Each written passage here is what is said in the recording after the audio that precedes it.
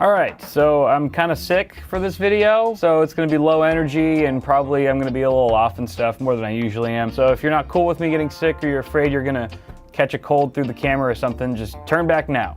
You've been warned. So hey, how's it going, everyone? This is the RTX 2060. It just launched right when you're watching this, if you're watching this on the day of upload. And it's from NVIDIA, of course. It's their new RTX 2060. I already said that. We're gonna test it and we're gonna compare it against other cards to see if it's any good and if you should buy one. So what's going on with this thing, man? It's like supposed to be $349 according to NVIDIA, which is probably not true. It's probably gonna be more than that. We'll talk about that later. It's featuring the same TU106 GPU that's found in the RTX 2070, but of course it's been nerfed. It's been nerfed a bit, so not as many CUDA cores, not as many SMs and so forth. It does support, however, just like the RTX 2070, ray tracing and DLSS and other technologies that you can't really use all that much right now, but you might be able to use them in the near future or in the far future. We don't know. It's just one of those things, you don't know. There's some specs on this thing. Like I said, it's got slightly fewer CUDA cores than the RTX 2070 at 1920 versus the 2070's 2304. It's got a few less RTX ops and one less gigaray, so you know how that goes. Boost clock is 1680 megahertz versus the RTX 2070's 1710. Bear in mind that this is a Founders Edition card, so it is factory overclocked. As you can see, this card only has a 6 gig frame buffer of GDDR6, and that's 2 less gigs than all the other cards on this chart right here. But unlike the GTX 10 series cards, it is GDDR5, it's GDDR6 memory instead of GDDR5 memory. And I forgot to hit record on that camera. Damn it. Oh, there's a second camera this was supposed to be recording. I hate everything. Second sticks on the stupid B cam. So it's only got 6 gigs, but it's GDDR6, whereas the 10 series only had GDDR5, and it's faster memory too, rated at 14 gigabits per second as opposed to 8 gigabits per second with the 10 series 1070 and 1070 Ti. It's the same speed as the RTX 2070 in that sense. It also has more memory bandwidth than the 1070 and the 1070 Ti, but a more narrow bus width of 192-bit as opposed to 256-bit on those 10 series cards. As far as thermal design power goes, this is a 160 watt TDP card. Let's talk about the card itself. Founders Edition card. It's the same, similar cooler. It's shorter though. Do I have it? I have an RTX 2080 right here. I don't have an RTX 2070 because NVIDIA never sent me one. No idea why. They sent me a 2080 and a 2080 Ti, but no love for the 2070, so that kind of is weird. So look, you can see it's like 2080 is quite a bit longer, maybe by 2.5 inches or so. I don't know how long the 2070 is because, again, didn't get one, but it's good. It can fit in probably like smaller form factor cases, I'm sure, especially because those are accommodating longer and longer GPUs these days. Dual fan design. It's got a single 8-pin. I lied. 8-pin connector on the side, so it's on the side now. You can see that. That's different. Backplate's still there. Rear I/O is the same. You get 2 DisplayPort, 1 HDMI, USB Type-C for virtual link, and a dual link DVI port. No NVLink SLI bridge or finger here, so you can't put 2 of these together at the same time. Obviously, why would you do that anyway?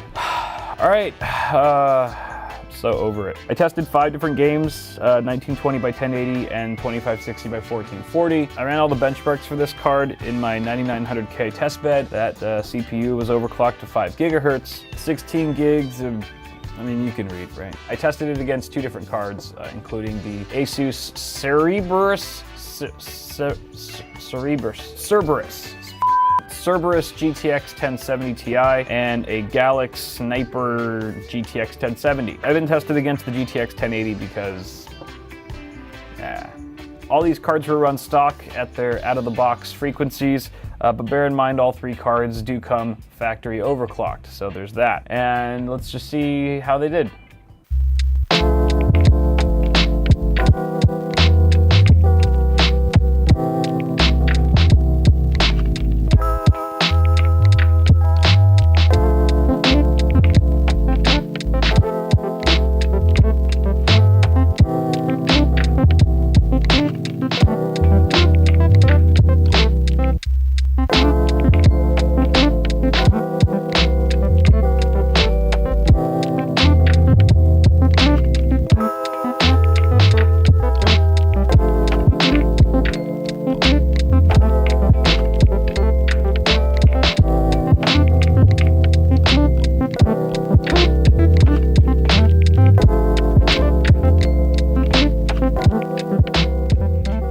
added up all the frames across all 5 games at 1080p, and you can see here that the GTX 1070 Ti performed about 7.2% better on average than the GTX 1070, and the RTX 2060 performed ever so slightly less than that, 6.9% better. So the 2060 and the 1070 Ti were very close, neck and neck. Obviously the 1070 Ti edges it out ever so slightly here. That could be chalked up to margin error, but let's take a look at the 1440. I gotta click the thing.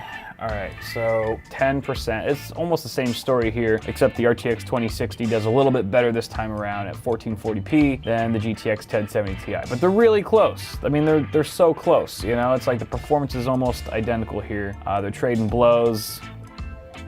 Yeah. If you look at the pricing here, I have an asterisk here, but I don't have any like explanation of why the asterisk's there. So I'll just tell you, these are the lowest prices I could find on these cards at the time of filming across Amazon and Newegg. So the GTX 1070 can be had right now for about $310, GTX 1070 Ti for $439, RTX 2070 for $499, and the RTX 2060, we have no idea at the time of filming what you're actually gonna be able to buy this card for on the day of launch, which is today. So here's the way I see it. If you have, like, it's not gonna be $349. I think it's gonna be closer to $400, maybe $450, which at that point, if it's $450, that's silly. You should just get an RTX 2070 at that point. But if it's, okay, let's break this down. If it's $350, let's say hypothetically, NVIDIA pulls some magic out of their butts and is able to sell this card for $349, it's a steal.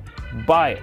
Buy it over the GTX 1070, buy it over the GTX 1070 Ti. That's hypothetically if it's at $349. If you can get it for like $400, I would still say go for it because that's still cheaper than what you could get a 1070 Ti for, and they're about the same performance if you're just talking about raw frame rates, and you still get that, you get the whole RTX suite of crap. Now let's create another hypothetical situation here. Let's say that you were able to find a GTX 1070 Ti for $400 on sale or something like that, and the RTX 2060 was priced at $425. Is that 25 extra dollars worth it? When the cards, let's say, assuming from these tests, they're performing about the same, why would you pay the extra $25 for the RTX 2060? Well, it's got the new architecture and it's got that new suite of RTX technology like ray tracing and DLSS and so forth. So if that appeals to you, if that having access to that is worth the extra $25 or X amount of dollars, however much it is, then obviously you should go that route. If all you care about is raw performance, however, then just go with the cheaper card because the frame rate's going to be about the same anyway. You're going to have to face that fork in the road on your own. I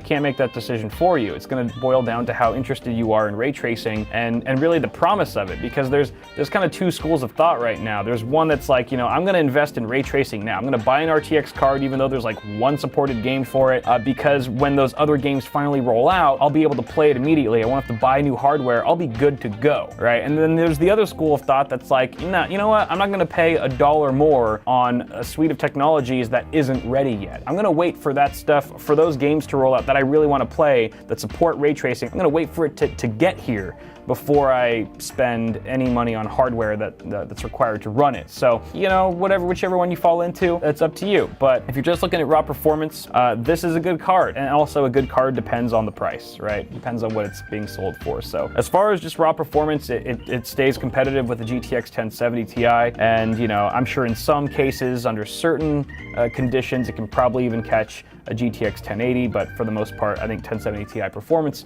is what you're getting out of this card. So you guys let me know what you think. That's all I got. I'm gonna go like chug a gallon of orange juice and pop some pills or something. That sounds terrible. Thank you guys for watching this video. I'm sorry, I'm so sorry that it's been this, I'm just so blah today, but you know, whatever.